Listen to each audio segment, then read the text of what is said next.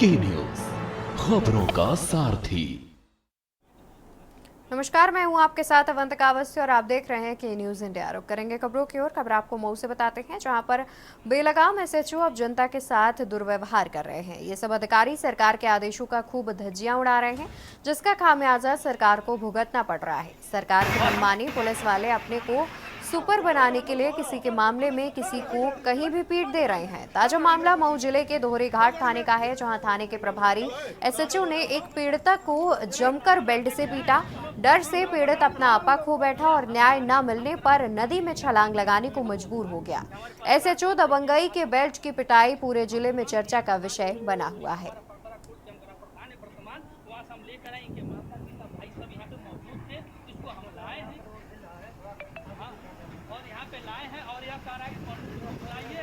ज्यादा जानकारी के लिए हमारे साथ संवाददाता सिद्धार्थ मौर्य जुड़े हुए हैं। सिद्धार्थ, जिस तरीके से देखा जाए कि एसएचओ की बात सामने आ रही है कि बेल्ट से उन्होंने पीड़ित को पीटा है, जिसके बाद पीड़ित ने नदी से छलांग लगा दी है। फिलहाल अभी तक इस पर आला अधिकारियों ने क्या कार्रवाई की है? मऊ जिले में एक ताजा मामला सामने है, जो दोहरीघाट थाना क्षेत्र का है, जहां पीड़िता ने आरोप लगाया है कि जो थाना के जो एसएचओ और पुलिस है, वो कहीं कहीं इनको थाने में बंद करके कई बेल्ट पीटा है। जिससे देखा जाए, अगर बात किया जाए, कहीं न कहीं जो थाने की जो लापरवाही दिख रही है, जो थाने में अधिकारी जो एसएचओ है, कहीं न कहीं वो जो पीड़ित ही को ही पकड़ के उसी को बेल्ट से पीटने लगे। पीड़ित ने गया था न्याय मांगने के लिए, न्याय न मिला, लेकिन उससे बेल्ट की मार पड़ी, जिससे वो पूरा अपना आपा खोकर कहीं न कहीं वो अपना पूरा आपा खो दिया और कहीं न कहीं वो नदी में छलांग लगाने के लिए जा रहा था। लेकिन मौके पे सीओ पहुंचकर और अन्य लोग पहुंचकर उसे बचा लिए। अगर देखा जाए तो ये पूरे चर्चे के विषय इसलिए बना है, कहीं न कहीं जो उत्तर प्रदेश के जो मुख्यमंत्री हैं, उत्तर प्रदेश के जो कहीं न कहीं उनका आदेश है कि जो भी अधिकारी है कहीं न कहीं, या जो भी थाने के एसएचओ या कोई भी बड़े लेवल के जो भी अधिकारी है, कहीं न कहीं लोगों को साथ कहीं न कहीं सकुशल व्यवहार करे। लेकिन यहाँ के जो देखा जाए मनमानी जो अधिकारी कहीं न कहीं पीड़ित को ही थाने में बैठाकर उन्हीं को पीटना शुरू कर दे रहे हैं। बिल्कुल। और सिद्धार्थ, क्या एसएचओ पर इस तरीके का ये पहला आरोप लगा है या फिर पहले भी एसएचओ इस तरीके से जो चीजें हैं पीड़ितों के साथ ऐसा कर चुके हैं? बड़े हुए हैं जो कहीं न कहीं वो ये नहीं समझ पाते हैं कि कौन पीड़ित है कौन क्या। अगर जो भी शिकायत लेके जाता है उन्हें बैठाकर उन्हें ही कहीं न कहीं उल्टे ही कार्रवाई करने की शुरू कर देते हैं। अगर देखा जाए मऊ जिले में तो बहुत लोग ऐसे हैं, जो कई ऐसे परिवार है जो थाने में जाने से भी डर लगता है, क्योंकि उनको इस बात पे भरोसा नहीं रह जाता है कि अधिकारी कब किसके साथ कैसे दुर्व्यवहार कर देंगे। और बात करेंगे मऊ जिले में तो ऐसे कई अधिकारी पड़े हुए, कई एसएचओ जो थाने प्रभारी पड़े हुए हैं, जो ऐसे दुर्व्यवहार करते रहते हैं लोगों के साथ। बिल्कुल। और साथ ही देखा जाए तो इस मामले में जो भी संबंधित अधिकारी हैं, जैसे कि एसएचओ पर आरोप लग रहा है और तमाम जो और भी अन्य लोग हैं, उन पर क्या अभी तक कोई कार्रवाई की गई है पुलिस आला अधिकारियों की ओर से? देखा जाए कि इस मामले में अभी किसी प्रकार की कोई कार्रवाई नहीं हो रही। इस मामले को एक तरह से ठंडे बस्ते में छोड़ दिया गया, जिसका ही खमियाजा होता है कि सरकार को आज भुगतना पड़ता है। क्योंकि पूरे अगर मामले की बात करें तो कहीं न कहीं जो अभी तक कोई कार्रवाई नहीं, जो बड़े अधिकारी हैं इनके ऊपर अभी कोई कार्रवाई नहीं की है। किसी न किसी मामले में पूरी तरह से इस बात को दबाने की कोशिश की जा रही है। जी। और देखा जाए तो पीड़ित की ओर से फिलहाल अभी कुछ कहा गया है या फिर उनके परिजनों की ओर से इस पर कोई बात कही गई हो?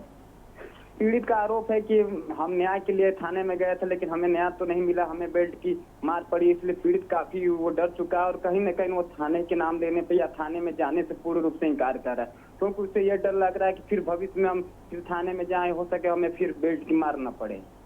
बिल्कुल। और जिस तरीके से देखा जाए कि ये मामला सामने आ रहा है, तो कहीं ना कहीं जो इसमें अधिकारी हैं, जो जवाब देना चाहिए उन्हें, और साथ ही उन पर कार्रवाई जो है वो भी की जानी चाहिए। फिलहाल जिस तरीके से ये खबर सामने आई है, देखा जाए तो कहीं ना कहीं इसमें कार्रवाई तो होनी चाहिए, लेकिन साथ ही युवक की अगर हम फिलहाल बात करें तो क्या वो आला अधिकारियों के पास गया अपनी समस्या को लेकर के? एसएचओ के अलावा क्या जो आला अधिकारी हैं उनके पास गया युवक? जी बिल्कुल, बता दें कि जो युवक है कहीं न कहीं ऊपर के आला अधिकारियों के पास गया, लेकिन वहाँ कोई कार्रवाई न होने के कारण वो जो पीड़ित है कहीं न कहीं अब वो परेशान होकर बैठा हुआ है। क्योंकि ऊपर के अधिकारी के ऊपर जब शिकायत करने गया तो ऊपर के जो अधिकारी, अगर बात करें मऊ जिले में, तो जो ऊपर के अधिकारी कहीं न कहीं पूरे मामले को एक ठंडे बस्ते में डालना चाह रहे हैं और मामले को पूरा शांत करना चाह रहे हैं। क्योंकि अब ये जिले में एक चर्चा का विषय हो गया है कि पीड़ित ने गया न्याय के लिए, लेकिन न्याय नहीं मिला और बेल्ट की मार पड़ी, जिस चर्चा सबिसे बना, इसलिए कहीं न कहीं आला अधिकारी पूरे मामले को ठंडे बस्ते में डालकर इसको कहीं न कहीं मामले को ठंडे बस्ते में डालने की कोशिश कर रहे हैं। बिल्कुल, बहुत शुक्रिया सिद्धार्थ आपका अधिक जानकारी हमारे दर्शकों तक पहुंचाने के लिए। तो पूरा मामला मऊ से सामने आ रहा है, जहां पर एक पीड़ित व्यक्ति को न्याय नहीं मिला, उसके बावजूद जब वो न्याय की मांग को लेकर के एसएचओ के पास पहुंचा तो एसएचओ ने उसकी बेल्ट से पिटाई की। एसएचओ की दबंगई जो है वो थाने में देखने को मिली और आखिरी में पीड़ित को जब न्याय नहीं मिला तो हताश होकर के वो नदी में छलांग लगाने के लिए पहुंच गया। हालांकि पीड़ित को बचा लिया गया है, लेकिन उसके बावजूद इनमें इस मामले में जो संबंधित अधिकारी हैं जिन्होंने पीड़ित के साथ ये अन्याय किया है, उन पर अभी तक कोई कार्रवाई नहीं हुई है। इस पूरे मामले का संज्ञान अभी तक आला अधिकारियों की ओर से नहीं लिया गया है।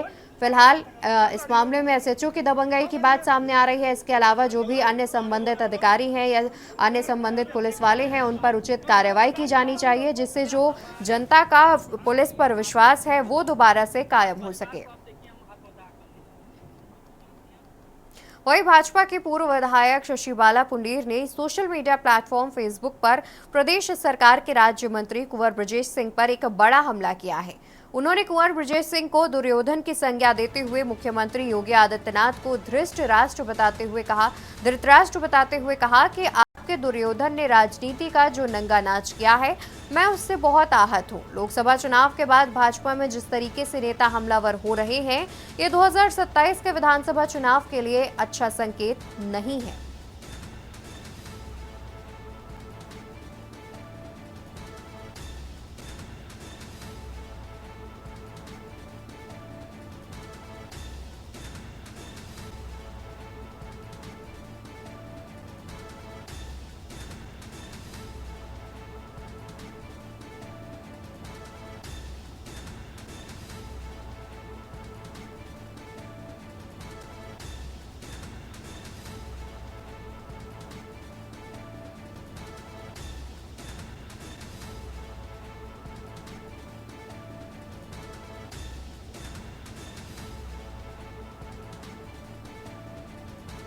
और ज्यादा जानकारी के लिए हमारे साथ संवाददाता प्रशांत त्यागी जुड़े हुए हैं। प्रशांत, जिस तरीके से पूर्व विधायक ने फेसबुक पर ये पोस्ट करते हुए जो राज्य मंत्री हैं बृजेश सिंह, उन पर हमला बोला है, फिलहाल क्या कुछ दोनों के बीच में विवाद चल रहा है, क्या जानकारी है पूरे मामले पर?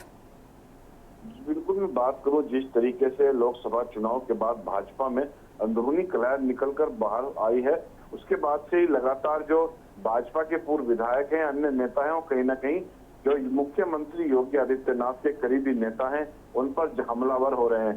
बृजेश सिंह के खिलाफ ये पूर्व विधायक का बड़ा हमला माना जा रहा है। इससे पूर्व राज्य मंत्री के खिलाफ ही जो भाजपा के सहारनपुर से प्रत्याशी राघव लखनपाल शर्मा रहे हैं, उन्होंने भी बृजेश सिंह पर हमला किया था और कहा था कि उनको जो भीतरी घात हुआ है उसमें कहीं ना कहीं राज्य मंत्री का खुला हाथ है। राज्य मंत्री के इशारे पर ही सहारनपुर में महापंचायत होती है, जिसके चलते 3 लोकसभा सीट पश्चिम उत्तर प्रदेश की भाजपा हारती है। इसके अलावा पूर्वांचल तक उस महापंचायत के बाद भाजपा को नुकसान होता है। जी बिल्कुल, और देखा जाए तो जिस तरीके से ये पोस्ट किया गया है, क्या उसके बाद जो राज्य मंत्री हैं उनकी तरफ से कोई बयान सामने आया है?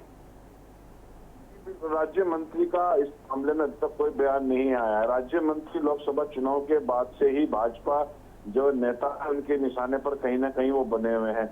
यहाँ से जो मैं बता रहा हूँ, जो प्रत्याशी सहारनपुर से रहे हैं राघव लखनपाल शर्मा, वो खुलेआम उनका नाम ले चुके हैं।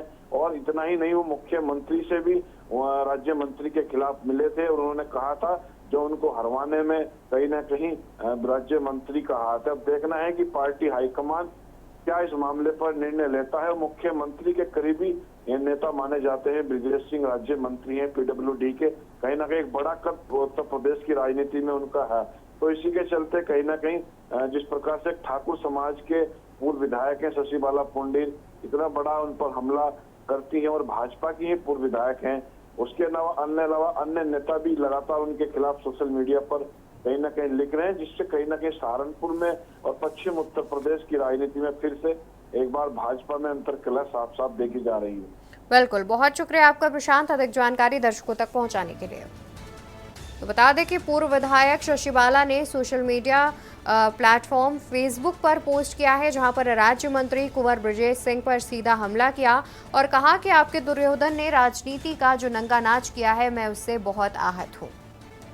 फिलहाल अभी तक इस पर राज्य मंत्री कुंवर ब्रजेश सिंह की कोई प्रतिक्रिया सामने नहीं आई है। देखने वाली बात होगी कि क्या जो बीजेपी के आला कमान है, हाई कमान है, वो इस मामले को संज्ञान में लेते हैं, क्योंकि कहीं ना कहीं 2027 में होने वाले विधानसभा चुनावों में इससे दिक्कतें सामने आ सकती हैं और खास तौर पर विपक्ष उन्हें आड़े हाथों ले सकता है। तो वहीं प्रयागराज में मुहर्रम के 10 तारीख यौम आशूर पर नंगे पैर ताजिए को लेकर इमामबाड़ों से करबला तक पैदल जुलूस निकाला गया, जिसमें सिया और सुन्नी समुदाय ने करबला में ताजिए के फूलों को दफनाया और हजरत इमाम हजरत हुसैन की शहादत को याद किया। इस दौरान पुलिस प्रशासन और सिविल डिफेंस की पूरी टीम ने सख्त सुरक्षा व्यवस्था बनाए रखी। बता दें कि प्रयागराज का मुहर्रम केवल देश में नहीं बल्कि विश्व में चर्चा का विषय रहता है। मुहर्रम इस्लामिक कैलेंडर का पहला महीना होता है। एक साल बाद ये साल के 4 महत्वपूर्ण महीनों में से एक माना जाता है।